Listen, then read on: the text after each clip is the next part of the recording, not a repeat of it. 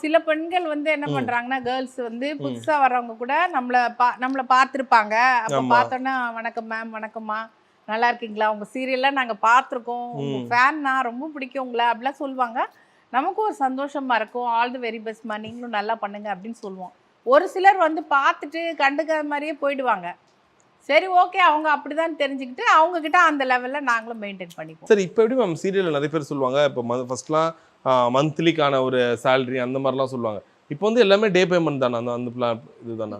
Monthly சேலரின்றது எப்பவுமே கிடையாது. எப்பவுமே இல்லை. நான் சொல்றது அந்த கால் ஷீட், ஓகே, இந்த 15 டேஸ்க்கு இருக்கும், 15 டேஸ்க்கு ஏற்ற மாதிரி அப்படி சொல்றேன். அதாவது பேமெண்ட் வந்து சீரியல் வந்ததுக்கப்புறம் டே பேமெண்ட் ஆயிடுச்சு. ஓ சரி. அந்த டே பேமெண்ட் எப்படி இருந்ததுன்னா முன்னாடி இருந்ததோட இப்போ இன்னும் மோசமா இருக்கு. எப்படின்னா டே ஒரு மந்த் பூரா வேலை பார்க்கறத நெக்ஸ்ட் மந்த் கொடுத்துருவாங்க. சரி. ஆனா இப்போ என்னன்னா ஒரு மந்த் பூரா வேலை பார்க்கறது நெக்ஸ்ட் மந்த் இல்லாம அதுக்கு அடுத்த மாசம் கூட சில கம்பெனி எக்ஸ்டெண்ட் ஆகி போகுது.